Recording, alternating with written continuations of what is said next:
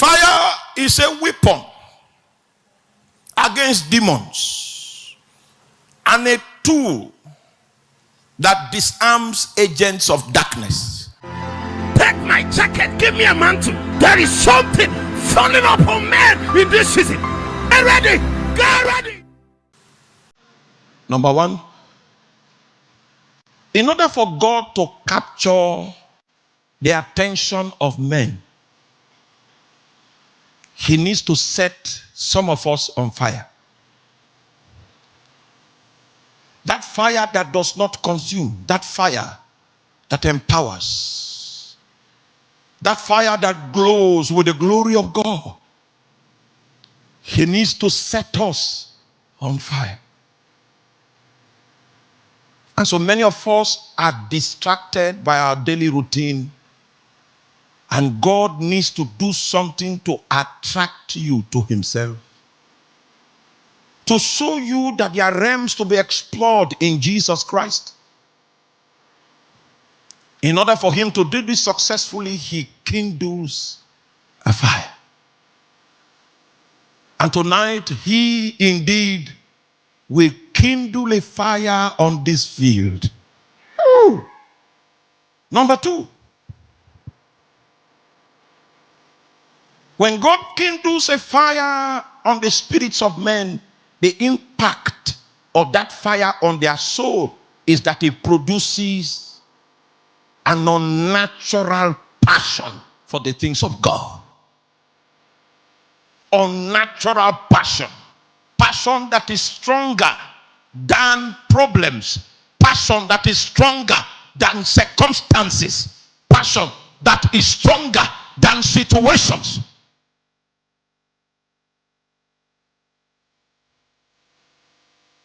He allows the economy of passion to rage in your spirit. And in spite of the tricks of the enemy that he brings into your space, the intensity of that passion makes you to overlook things that would have been otherwise serious matters. But the passion within is more intense than the orchestrations without, and you can afford to overlook the distractions of the devil, because there is a raging passion, a consuming passion on your soul that keeps you in the process of the development that God has assigned for you. Many there be among us that run away from process and broke under trials and broke under temptations, broke under situations. If situations have been able to break you, is an indication of the fact that there was insufficient passion in your soul. The fire in your spirit will create passion, desires for God that are unnatural. When you see the man praying, he prayed for 3 hours. You think he's about to round up. Meanwhile, he takes a deep breath. That's gear 2. Bakobo. Then he moves again. He's still going. He's still going. After another 1 hour, 30 minutes, you would think he wants to round up. He said, that is the only way he can have ventilation, because of the intensity of the passion that has captured him on the inside. Somebody say, oh.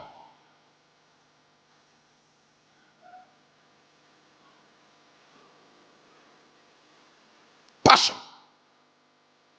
The energy at work inside is much more than the poverty outside. You can ignore the poverty and continue because of the passion. He gives you the momentum.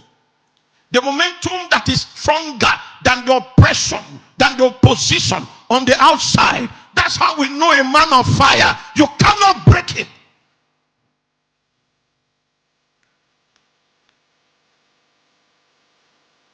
You can't break it. There's something working in him that is stronger. God will make you stronger. God will make you stronger. Passion.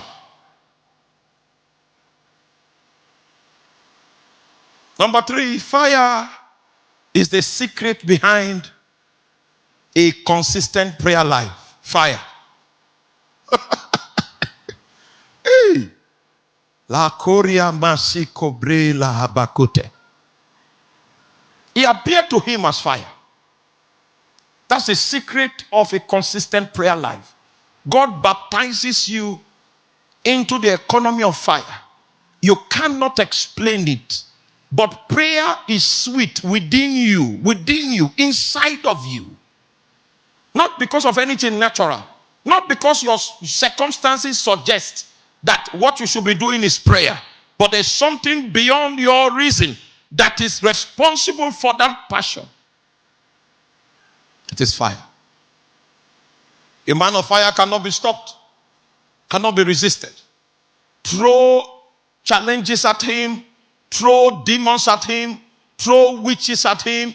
Everything negative that comes into his space becomes a stumbling block that kindles higher dimensions of the passion, higher dimensions of the fire, higher dimensions of the hand of God upon his life. You cannot kill a man with fire.